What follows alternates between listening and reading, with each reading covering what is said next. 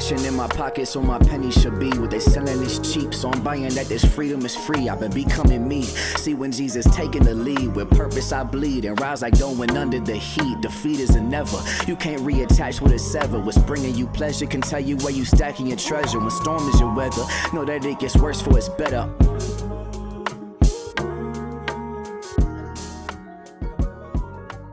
Welcome to the Esau McCaulley podcast. I'm your host, Esau McCaulley. On today's episode, we have Justin Giboney, Esquire. I didn't realize that, when you have a JD, you're Justin Giboney, Esquire. And so I guess, Tish, I got to give you a title now since you are, you're ordained. So I call you Reverend Tish Harrison Warren. Is that how you want to do it? Reverend Doctor. I do not have a PhD. So but that's okay. Reverend Tish. Reverend Tish. There we go. But no, we're going to do it. You asked if that's what I want, and okay. that is not what I want. That's not what you want. Okay, we'll go with Justin. Does Justin want to go by Justin Esquire? He knew that before he said it. I just want to give him the sophistication. People know that we got degrees and we're educated around here. So we open up this podcast sometime with this game that I'm calling Freezing Cold Takes.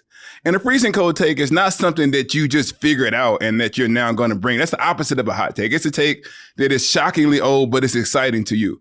So my freezing cold take is, believe it or not, a few weeks ago, it was during our spring break here, and I saw online that Denzel Washington was playing in Othello. Mm-hmm. And I was going to go with my wife, and my wife goes, no, for a variety of reasons. You ought to fly and go and see Othello with Denzel Washington and Jake Gyllenhaal. And I went to go, so I flew to New York on a Friday night show. I was there. There's celebrities from all over the place that was in the place. And here's my freezing cold take. 1, Shakespeare, really good. Shakespeare, really good. Freezing cold take. Everyone should listen to watch some Shakespeare. Freezing cold take number 2, Othello, kind of racist. And I felt a certain way when they're talking about this black Moor and it was Denzel. I was like in my feeling because it was my hero. So that's my cold take for everyone. You ought to go and lock into some Shakespeare, even if it's not Denzel. And Othello, kind of racist. Tish, what is your freezing cold take for today? So this is freezing cold because I watched this movie, I think a week. It was right after I left the Times, the New York Times, within a couple weeks of it. And so and I was on sabbatical. So I had this pledge, I'm going to totally drop out of public life. I'm not talking about anything publicly, no matter what happens. So I saw this movie and I never have said this publicly, but so it's old, but Barbie is a deeply Christian movie. Oh, I might have a preview of a moment of cultural shame. Didn't see Barbie, didn't see Oppenheimer when that was happening. I missed both of them. I'm 0 for 2. So I've not seen Barbie. Don't come for me on the net. Justin, have you seen Barbie? No. Okay. Yeah. We're 1 for 3. I think this is, we might not be the target demo for Barbie. I might get comments. Yeah. Because I don't get to explain why I think it's a deeply Christian movie. Why is it a deeply Christian movie? Well, it's almost too long to explain. But the whole, I'll just say that the whole thing is this really existential question about what it means to be human, and specifically the way humans are transformed by meeting their creator. Oh. So the song, the Indigo Girls song plays, it's a big part of it. And the lyrics are, the less I seek my source for some definitive, the closer I am to find. Oh. But really the message of the movie is the opposite. Because when she meets her creator, her whole understanding changes. And then at the end, she has this encounter with her maker and has to sort of decide, and looks at the wholeness of what it means to be a human being, and including death, and chooses that. And so all that to say, there's a Dorothy Sayers very famous essay called Are Women Human? And I think that Barbie is basically that essay. It's like a Dorothy Sayers Are Women Human in a movie. Yeah. So the whole thing is it's a feminist movie. That's people. But I would argue it's a humanist movie. It's about what it means to be a human. And the radical feminist turn is that it includes women in the definition of full humanity. There you go. Yeah, there we go. That's my take. Justin, did you have, I know, I'm assuming you didn't have Barbie because you didn't see the movie either. What toys did you play? Like, did you have any kind of like Transformers or dolls or something like that? Like, what did you have? He-Man. Yeah, He-Man. Okay. Yeah. Those are the main ones. I had Transformer, and my favorite one was Optimus Prime. The other one that I had was Thundercats. Yeah, we were broke though. We had those Yes. $1 Thundercat. We had those $1 green men. You could buy like a whole bag they of were them. terrible. The little soldiers. Yeah, and they all were like set in one little thing. And so what me and my cousin and my friends would do, we would set up like our own little battles, right? And then we would argue based upon, because you can't move them. You like you gotta have an imagination for that to work. Yeah. Like I won because this guy shot that guy. You need to knock him down. So Justin, so maybe they need to do an existential thing about imagination rooted in like those army green. I don't even know what were those toys even called. I thought it's called broke kids toys. What was it even called? It's army. I don't even remember. Bro. Army men. Army men, something like that. So what's your freezing cold take, Justin? What do you got going on?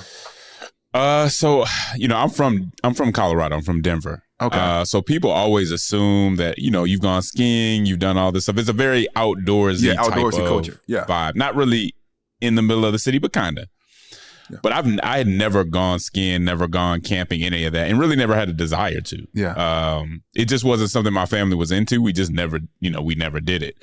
But I had a group. I had a couple me and my wife know, my friend's old roommate, forced us to go on like this Christian camping trip. Like real, not glamping, real camping. And it was the best thing ever. I mean, I was like, I've been missing out. I see why other people actually engage with nature and stuff like that. I didn't know. So your freezing cold take is nature is good. Yeah. So here's the thing, and I'm gonna, man, we gotta take this out of the podcast. My wife is trying to get me to do this kind of stuff all of the time, and I'm gonna ask you a pastorally sensitive question. Mm-hmm. The people who invited you onto this camping trip, or the organization, what ethnicity was this organization? It was a private. The people who we came with were black. Oh, okay. It was a black camping trip. No. Okay. The church that was hosting it, they had heard about the church that was hosting it was primarily, it was mixed. I think it was primarily white though. Okay. So I think it's a cultural thing that like black people, if I can say broadly speaking, that camping and hiking culture isn't like central to the black experience. Is that a fair way of putting that? No, it's absolutely true, which is why when I say I'm from Colorado, certain people are like, oh, you definitely went. But it's like in Denver, for certain cultures, we just didn't do it. It's there, but it's expensive and it's, you know what I mean? All that other stuff. So it's the skiing part at least. So now people should understand they should go outside into a mountain, read some Shakespeare, and watch Barbie. I feel like that's like an important series of lessons. Nature is good. I'm so sad about this because my wife been trying to get me to go hiking more. And I know she listens to the podcast. So thanks a lot, Justin. So what we got going on today is we want to talk a little bit about the church and money, possibly in two different contexts. The first one is something I wrote about recently in the New York Times, is that Jamal Bryant, New Birth Missionary Baptist Church, and a series of other large black churches, including our friend Charlie Dates, who used to pastor at Salem. There's Wheeler Baptist in Houston, and I think there's a couple of others. All of these churches have membership of 5,000 to 10,000. And there's a bunch of other smaller, just normal, ordinary, run-of-the-mill black churches that are participating in this boycott of Target. The reason that Target and other companies have been the focus of this boycott is because they have pulled back on the DEI efforts that they had initially pledged to in the wake of George Floyd. And so under this current administration and its kind of anti-DEI push, we're seeing a lot of organizations and a lot of businesses pull back on these efforts. And so Jamal Bryant and others called for a 40-day fast from Target during the season of Lent. And so the first thing I wanted to ask you is, because some people have thought about this, is like the idea that we would have a targeted boycott during Lent is kind of making the church too political. And so I wanted to ask you this question. What does spiritual discipleship around spending, what should that look like in the local church? Like, what is the job of a pastor as it relates to how Christians think about spending their money ethically? That's deep, man. I didn't see it coming from that angle, but I'm happy to try to answer it. Yeah.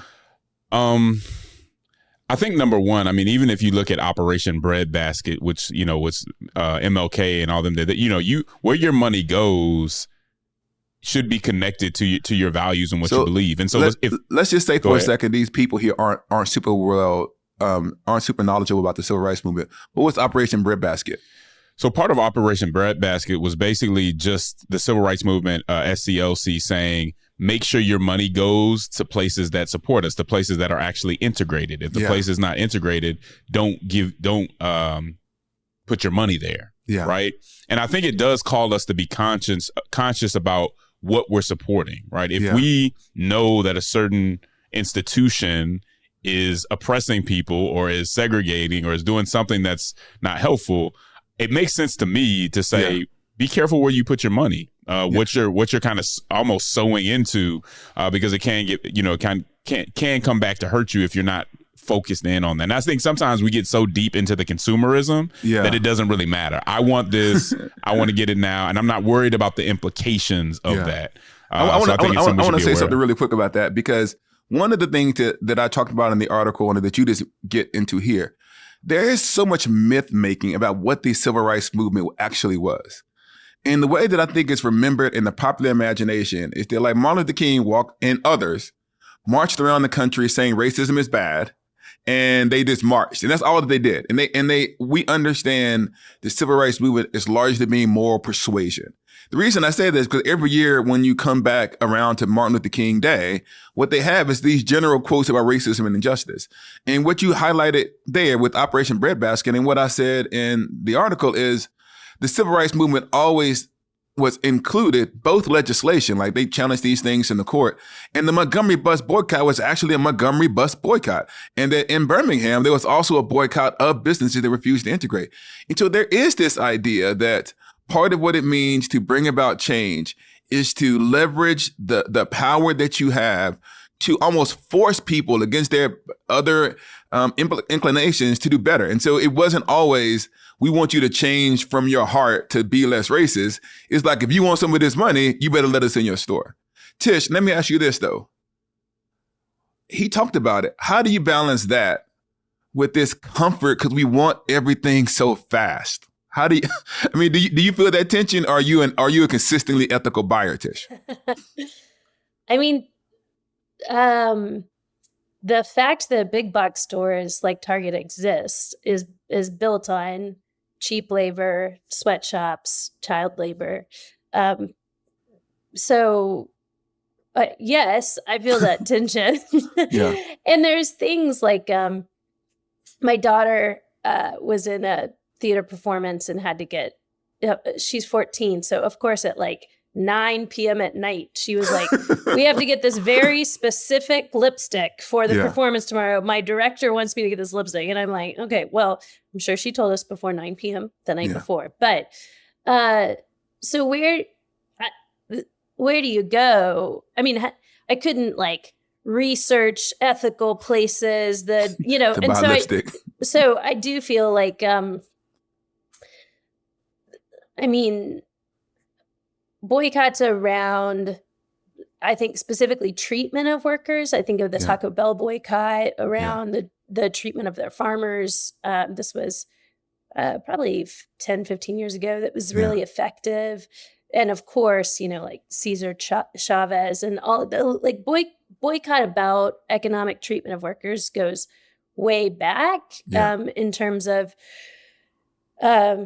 Christian witness, and even early labor laws were largely driven by Christians, things like child labor laws and stuff. But I mean, it is hard because we live in a convenience culture. Yeah. So like, even like, I mean, this computer that we're talking on, if you start to think about the minerals that are used to make it and everything that's mined, like we're probably participating in unjust labor practices every day of our life. And Esau even pointed that out too. I think you mentioned, like, if you have an Apple phone, if you wear Nikes, there's a real problem with it. Exactly.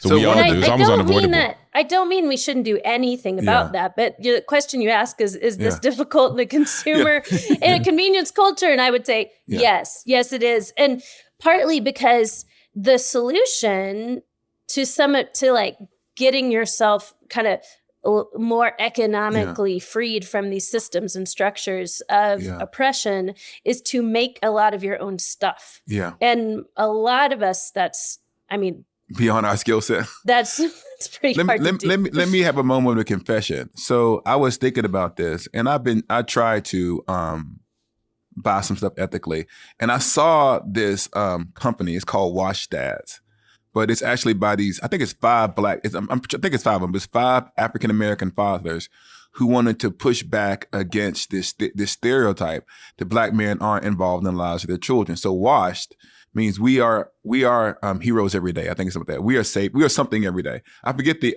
actual acronym, but they had these cool T-shirts. I saw it on a couple of podcasts, and I said, "Oh, I want to cop one of these." And so I bought it, and it's a little bit expensive because it's obviously not mass produced. And it's like they said it'll take two weeks to ship, right? And I was like, man, that it feels like forever. And so like I bought it like 2 weeks ago, and like as soon as the 14th day hit, I was like, hey, I want to shoot them an email. I was like, I don't need it's not like I'm out of sweaters, right? It's like, but the idea that I would have to wait 2 weeks to support an independent Black business, when obviously, when I'm comparing that to, like, I never had an expectation of when I would receive something until I started buying stuff online from companies, right? And so now I'm comparing what probably, like, a Black business probably has a small staff with an entire infrastructure that they can never get things out as quickly as Amazon. And so I found myself asking, why can't you wait 2 weeks to get this sweater? And I felt a certain way about it. And so I'll wear it on the podcast when it comes in to show you all. But it's just the idea that we have become addicted to convenience.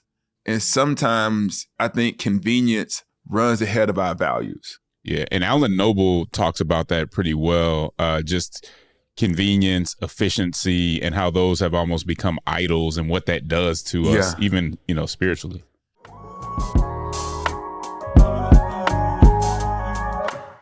Hi, it's Esau. If you're looking for another fascinating podcast that touches on religion and spirituality, I have the perfect recommendation for you. The Signal award-winning show, No Small Endeavor. As a friend and recent guest of the podcast, I can truly say it's worth a listen. Produced by Great Feeling Studios and PRX, No Small Endeavor explores what it means to live a good life. Each episode, host Lee C. Kemp sits down with special guests, like pastor and theologian Tish Harrison Warren, civil rights hero Reverend James Lawson, and one of the world's most influential living theologians, Stanley Hauerwas, to discuss how their faith shaped their journey. If you're looking for a place to start, check out their recent episode with Americana songwriter Drew Holcomb, in which he unpacks how creativity is a way to overcome fear, make something that didn't exist before. It's a beautiful heart-to-heart. Don't miss out. Follow No Small Endeavor on Apple Podcasts, Spotify, or wherever you get your podcast. Field got him doing football numbers, only average grown. He was acting grown. Now, do either of you have, I'm not asking you to brag on this, is there one place where you say, here's one ethical thing, we have the Target boycott, that's in the news, and, maybe you're participating and maybe you're not. Is there a long-term kind of ethical decision that you made around purchases that you just incorporated into your everyday life? Like, I just don't mess with this company anymore, or I do this thing. Is there anything that you currently practice in your regular life, not like the national boycotts? That's a good question. Not that I can think of at the moment. I know there are places that I stopped, going to for a while, but I'm trying to think of as of right now. Is there a company outside of Target? Yeah. I buy my clothes from it's so ridiculous. Packed. That's what it's called. Okay, I was Packed. forgetting. Yeah. I literally, the shirt I have on right now is from Packed. And what is Packed? I'm sorry, I don't know what you're talking about. It's just trying to be more like, is it a company or a website? Sweatshop free. Yeah, it's an online store. I don't know anything like they are not sponsoring. They're not sponsoring you. Okay. You just asked the shirt on. But they do. It's sweatshop free, ethically grown cotton. It's like trying to be ethical. And so I do that some, and then I try to thrift with clothes some. Yeah. And we used to be hardcore. I mean, if I wrote a memoir, it should be called "I Used to Be Hardcore." But I used to be about that life. Now I'm not anymore. It's harder with children. You know, we used to. Jonathan and I were like, we're gonna Joel salad, and we're gonna like grow our own food. We're gonna do. But when your kids are like, I want the dino nuggets. Yeah. So I mean, I don't want to make everything on the Esau McCaulley podcast about racial stuff, but there is kind of one of the differences is there is kind of a granola aesthetic that exists in certain cultures where that thrift shop stuff doesn't actually signal the same kinds of things. So you can even have people who have granola. That aesthetic. What is that? Why don't you explain granola? Oh, so granola culture is like people who are like really outdoorsy, who buy thrift stuff, kind of like, I don't know, we just called it granola when I was in college. Make their own food, like, grow their own bread. vegetables, got their own farm. They just live like that kind of. It's like the crunchy. Do they call themselves granola, or is this a pejorative? Yeah, it's not an insult. It's not an insult. It's granola. It's crunchy. It's crunchy. Like crunchy con. Yeah. So what I'm saying it's that stuff white people like. It's like that site. But what I'm saying I know what it is. I'm just messing with you. So what I'm saying is there's both an expensive and a cheap version of that culture, and I can't even tell. Sometimes people will have something that looks granola, but it'll be really name brand. But I would just say in African American culture, if you're thrift shopping, that's actually way more radical in the sense of the aesthetic that we tend to dress with. And so it feels like what is now known as granola culture can actually be accomplished in ways that doesn't even feel revolutionary. It just feels like you're just a part of a subculture. If I went and just said, I'm only going to start growing my own vegetables or whatever and making my own sweaters, I would look like a crazy person. But that's neither here nor there. We don't want to talk too much about that. We want to go into our next money topic. And this one is a little bit tricky because I need to tell at least this background part of the story. When I was in seminary, when I was doing my PhD, it was hard during my first year. And there was a lot of times where I thought that I might flunk out. And I used to listen to music on my headphones, gospel music on my headphones, when I would go on a run. And there was just one song that I would listen to all of the time that was a tremendous encouragement to me. It was called Never Would Have Made It. And it was by Marvin Sapp. And I can probably say that I might have lost my mind were it not for the encouragement of that song. I associate that song with my PhD program. The reason I mention that is because recently Marvin Sapp has gone viral for a scene of him. And interestingly enough, the clip was from like a year ago of him trying to do a collection for not his church, but for like this conference that he's throwing. And the collection that he was trying to raise was like $40,000. And he has this moment where he says, lock the doors or like close the doors. Or not lock the doors. He's the usher to guard the doors or something like that. And a lot of people have criticized him for that particular act. And that's always complicated. You know, like how do you deal with a couple of things? One, we can always bring up things that people do in the church and just kind of criticize these mistakes. But how do we deal with someone who we respect, who we see that might not be in their best moment? Justin, have you seen the clip? I have seen the clip. Okay, so tell me like I think that I explained it well. Did I leave out any context? And so it went viral. It was from a year ago. He issued a statement explaining why he did it, saying that it was a sensitive moment and it was risky to kind of to talk about that amount of money being given in a church. So part of it, he was saying the security reasons, but I also think he was trying to articulate something about spiritual sensitivity and that he was trying to be a steward of that conference. A part of his job as the speaker of the conference was to raise money for it. So Justin, like what was your understanding of that situation? And how can we talk about this in a way that actually might be helpful for Christians rather than just doing Monday morning quarterback on Marvin Sapp? Yeah, I think it's about honesty and grace. Yeah. Right. So I do think we have to honestly evaluate what happened. I mean, you're going to see a lot of people, if I'm your friend or whatever, I'm going to be partial. Well, I don't think we need to be partial, but I do dislike these viral moments because you have somebody like Sapp who's done so much, been around, you know, had some rough times. His wife passed away years ago and has just helped a lot of people. I haven't heard a lot of scandals about him. And now he and the church are being defined by this viral moment, which it is what it is. Yeah. But I do think it's unfortunate to see that. And it's a viral moment it's from a year ago. And so here's the first question. It's like, what do we do about these moments that become subjects of cultural conversation that do begin to define, I don't think it for the people who really care about like the person's ministry and we have an understanding of it. But what do you do when a viral moment threatens to kind of define someone? Is that something that, is it, I guess should we not talk about it on the podcast? Should we be his apologists? Like, what do you think is the proper engagement for Christians who are speaking publicly around these types of things? Yeah, like I said, I think it's honesty and grace. We need to look at it and be honest about what happened. Okay. The thing about this, any viral moment is kind of layered. Yeah. So you have, part of it is just people having fun, right? Yeah. They see something that they find is funny, they share it because they think it's funny. The other side of that, the deeper side is it can have impacts on people's lives. I mean, he wrote something explaining what happened for a reason, right? Yeah. So I think as we look at it, I would say that wasn't probably his finest moment. Yeah. I think we need to understand the context. They're saying that the doors weren't actually locked, that he was asking for $20 from each person. That's all fine. But even if the doors aren't locked, I think if he probably could communicate it again, he would have communicated it differently because it seemed like somewhat a type of coercion that was a little over the line. Yeah. Right. So that's the first part. The second part is I would not join in on the laughter, number one, right? That's the grace side of it. So the honesty is, even though I don't know him, I know people who know him who speak very highly of him. I still have to be honest about the evaluation. Otherwise, we just lose credibility and nobody listens to us. They know you're just defending your friend. Yeah. But we also have to have the grace in, I know that people think this is funny, but at the same time, it can have an impact on him. And so I think we should talk about it so we can put the other side of how to look at it. But I don't think we automatically need to put up a defense, right? Yeah, just be honest about it. And I want to say this, and I don't want people to misinterpret it.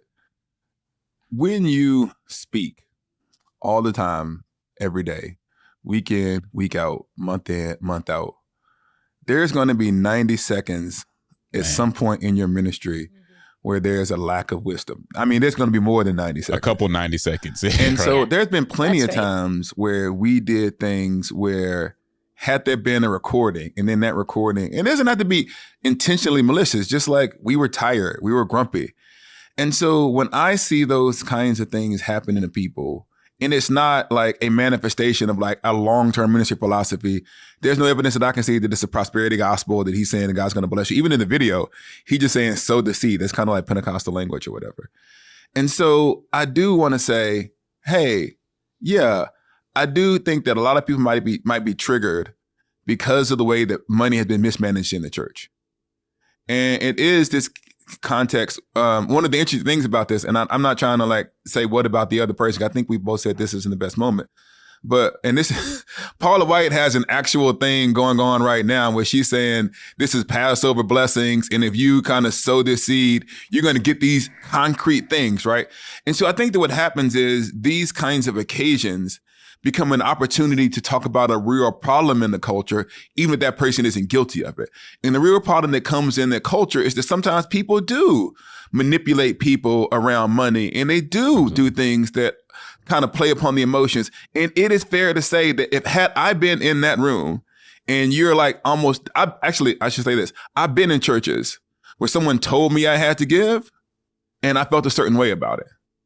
And so I do think it's fair to say that as clergy, I'm speaking as a clergy person, we have a responsibility to talk about money in ways that are sensitive to the context in which we live. And I think that's a fair thing to learn, even if Marvin Sapp's ministry isn't defined by trying to steal folks' money. Yeah.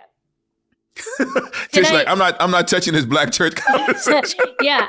I mean, I would agree. I haven't seen the video. I mean, I'm not adding to this. I will just say, like, it is hard. The internet, when things go viral, it's always without context. Yeah. It is contextless. So you didn't see what happened 30 seconds before or 30 seconds after. He was saying in this article that the reason they locked the doors is out of security concerns, that they were about to gather up a lot of money, and they didn't Yeah. want people to feel like someone going to steal. I don't know. Yeah. I'm not defending this because Yeah. I don't have a dog in this fight, but I think, yes, this is a true and real thing. As Yeah. a clergy person, we have to talk about money and spending because Jesus talks about it a lot. And we have to talk about giving. That's just important. It's like that's a radical countercultural way to follow Jesus. Yeah. That said, we have to do it knowing that the church has failed people and kind of shaken people down. And but I think we also live in a post-truth culture. And so were the people that were passing this video on really interested in the context and finding out more and getting the facts? Yeah. Or was it affirming a narrative they already believed? And so I think part of the problem is we come to the internet with narratives and we're only interested in the truth that fits our narrative. And it's like that famous C.S. Lewis quote of like, be careful when you find out the one you think is your enemy isn't quite as bad as you thought, and you're bummed about it or sad about it. Right. Like you're on the side of Satan if you're trying to you want people to be as bad as they possibly can be. Exactly. So we need to we need to look for truth, maybe even particularly truth that doesn't fit our narrative. I do think, and once again, I want to speak in with some sensitive generalities. I do say that different churches have different ways in which stewardship is done. Because I've seen organizations that have like a stewardship campaign where they say our goal is to raise $100,000 and we want to raise it over the next 6 months. And then they go privately to a couple of donors and they get the majority of that money raised before the public launch. And then they go and they kind of pursue donations. So the idea that you might have a particular target in mind, I don't think that's necessarily a problem.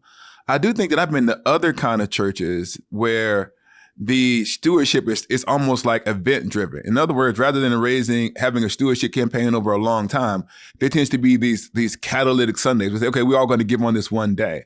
And so part of what was going on, I think, was regardless of like how he spoke about it, that culture of we're going to raise this amount of money on one day. I've seen those things be more common in some cultures than others. Justin, is that something that you've seen too, or am I off on that? Yeah, no, I think that's right. And, I think another place where we need to have grace is, and not to say it's right, not to say what happens right, but in certain churches that have less resources, I've been in certain churches, and most of them were white churches, where I was visiting and they didn't even take up an offering because it just didn't. Yeah. If you did that in the black church, the church would get closed. You know what I mean? And your average small black church, right? It just would close. Like you have to ask for it. You have to be intentional and deliberate about it. And that's the kind of reality. Does that mean that you can't step over the line? I don't think that means that either. But it's a different culture. You're dealing with a different cultural positioning. I remember one time, because the internet gets mad about all kinds of stuff, where there was this person who was like standing, and they were posting about it. The tithe isn't biblical. And I get what they're talking about. What they're trying to articulate was, in the new covenant, the people of God aren't commanded to give a tenth of their income. It's not described in the New Testament where the Christians in the new covenant are given a tithe. And in the old covenant, it's actually not exactly clear how much people gave. We actually think that people probably gave more than a tenth. If you add in the tithe given to the Levites and the tithes given to the first fruit, as best as we can tell, most scholars believe that it might be somewhere between 10 to 20% of their actual income was given in the Old Testament. And so some people say, well, no. Like, well, that means that tithing is not commanded to the Christian. But I think what I might say in that context, and I'm not trying to raise money for anybody's church or anything, the idea of Christian stewardship is something, because money is an idol. And the money is something that begins to define the people of God. And money as an offering or a sacrifice to God that reminds us of who we put our trust in is something. And even the idea, and I'm not saying that any Christian is commanded to give a tithe, but the idea that we're going to start with a baseline of generosity and go from there, to me seems pretty reasonable, as long as we're not excessively legalistic about it. And so what we're really getting to, I think, is to say, yes, it's important for us to help disciple people as it relates to financial stewardship and offering up some of our resources for the kingdom of God. That can either be done well or done poorly, just like any other context. Is that a fair thing, Tish, or did I leave something out? Yeah. The only thing, though, I do think we just have to be talking about money. I mean, it doesn't I agree with you about the tithe in the sense of I think it's a fine starting point. Yeah. But if there are kind of I think there are churches out there, and maybe Justin's right, that they're more commonly white churches that are sort of like, we're going to talk about justice, and we're never going to like make anyone feel any pressure, any pressure about money. And I'm kind of like, you shouldn't feel undue pressure about money. Yeah. You shouldn't feel legalism. Yeah. But a little pressure in the sense of what I mean by that is like, I feel pressure to, pray, to love my children well. Like I think saying there is an ethical standard that stewardship has to be part of your discipleship is just, that's what it means to follow Jesus. Of course, not just with money, but it's, anytime we try to say we're following Jesus, but we're not going to talk about use of money. Yeah. We are following Jesus, but we're not going to talk about the way we use our bodies or sex. We are going to talk about Jesus, but we're not going to talk about how we use politics. Yeah. We're siphoning off some place in our life that the gospel doesn't impact. And I know that's obvious when we talk about other things. But I do think because I'll say white, evangelical, sort of progressive, adjacent, or I'm talking even about like whatever my subculture is, like the kind of like urban, whatever, sophisticated, blah, blah, blah. Churches. Theologically orthodox, but having some left-leaning political ideas. That's the 30-second summary of the Tish Harrison Warren whatever that hive is, over there. Younger white people. Yeah. Don't forget granola crunchy. granola. Gotta bring it can back. be allergic to talking about this, or can put so many caveats on. We understand you've been hurt. We understand there's trauma. That at some point it's like, and that's not what we want to do here. But because of your past trauma, what? I'll say, but send me the check. That was just a joke.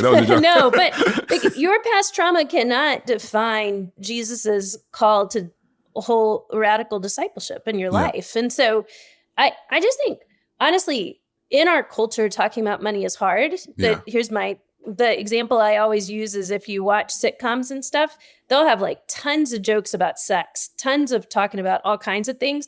But anytime they talk about money, it's always they write it on a card and like slide it across the table. That's like they never talk about real numbers because, and even like with my friends, non-Christian friends and Christian friends, it is easier to talk about things like marriage troubles and sex and than money. So I just think this is a place that Christians do need to be very, very sensitive, but not shy away from how seriously Jesus takes actual use of actual dollars. I think that you're right. It's very easy for us to point out things that we think that aren't done well. It's not always good for us to model how to do things in a healthy way. Mm-hmm. We could end the podcast with at least a little bit of a moment of sunshine. We can talk about one thing that's positive going on in our context. So I'm going to do a family one that started off as sunshine and then it ended in a nightmare. So me and my kids, my sons, I've raised them faithfully. We're LeBron James fans. And the Chicago Bulls are playing the Los Angeles Lakers. And so I got some last minute tickets for my kids to go see the Lakers play the Bulls. And it was great. Bronny was there. So it was me and my two boys, and we were watching the Lakers. Bronny didn't get in the game, but it was like the James family was there, like Bronny and LeBron. And the game was great until we were winning by, I think, 6 points with 12 seconds left. and they hit 3 3-pointers in the last 12 seconds, and LeBron turned the ball over, and we lost at a half-court shot at the buzzer as the buzzer went off. And so what started off as a happy family moment, me and my sons bonding, watching father and son at least warm up on a basketball court together. That was great. Going to Chicago into the city was great. Watching my team lose on a half-court buzzer beater and watching my 10-year-old son, it was heartbreaking. Like all the joy that he was experiencing was kind of gone away. We eventually recovered, but that was my moment of sunshine, taking my sons to see an NBA game, which is great, except for the last 12 seconds. Justin, you don't got to say anything about the Lakers. You can just move on with your moment, or you can comment. Do you think that loss and the way that it went down was like a condensed symbol just of your fandom in general? I was actually saying that to my son. This is what it's like to be a LeBron James fan. It's something to consider. Nah, my highlight moment, which I almost shed a tear, I woke up, I guess it was like a week ago, and I have a 5-year-old. I have a 5, 9, and 11-year-old. And he was singing a gospel song. Like I didn't tell him or anything. He was just in his room singing a gospel song. And just to hear that, like singing it on his own, like really into it, it just was a special moment. You know those little voices, and there's just something about them singing gospel songs. We were driving back from the Lakers game, and a Lecrae song. It's called that's on every time I wake up, I get a chance to. It's like on his last album. Yeah, and all of us who were in the car was singing the chorus to the Lecrae song at the same time, and I had that same moment. Like, oh, I'm actually raising my kids with they're surrounded by gospel music or hip hop, Christian hip hop. Tish, do you got a moment of sunshine over in the Warren household? A symbol that all is not lost. Does it have to be about my house? Oh, no. I was just thinking of like, it's over there. No, it doesn't have to be your house. I mean, there's plenty of, it's content. It's only sunshine. It's only sunshine there. And I was going to say, no, I think one thing I'm encouraged by right now, there's been a lot of, I hope people know about how difficult it's been on refugees and immigrants and the ministries of Christian ministries. But one thing I've been encouraged by is I have several friends in them, and I feel like they're like enduring, they're like persevering. It's been really, really hard. So if I want to shout out to my friends Stephen and Bethany, they have something called, I think it's called Farm to Flourish, that does farming with refugees in North Carolina. There's a ministry here we're connected with in Austin called More Than Welcome. And then, of course, World Relief and my friend Matt Sorens. And I love when Christians are just like, it's all going to pot and we're going to keep going and we're going to do it and we're going to love people, and like the gates of hell will not prevail, will not prevail against the church. And so I've been encouraged. I guess it's so dark for them, so I don't want to make light of that, but their fortitude, that's the word. Yeah. I'm encouraged by their fortitude. Maybe that's the lesson for us to end the podcast. Things are complicated, but the gates of hell have not prevailed against the church, and we're still outside doing good work. Thanks for everybody for tuning in to the podcast. We'll catch y'all next week. The Esau McCaulley podcast is a production of Holy Post Media, produced by Mike Stay Low, Stray Low. If you know, now you know. Edited by Seth Gorbett, like a Corvette. Music by Rob Knorr. Make sure to follow the show wherever you get your podcast and leave a review so more people can find it. See you next time. I'm out. I'm penning these letters with prayers they can aid your endeavors. It's clever benevolence, tasted it, wrestle with, still wrestling. Touch my side and it crushed my pride and told me I'm blessed within. Receive a Christian platitude with gratitude, but in the saddest news I live in doesn't add up to the Beatitudes. Catch me in the catacombs, chiefing like they Pat Mahomes, catching bullets, tackle foes, running plays, defending zones. Field got them doing football numbers, only average grown. He was acting grown.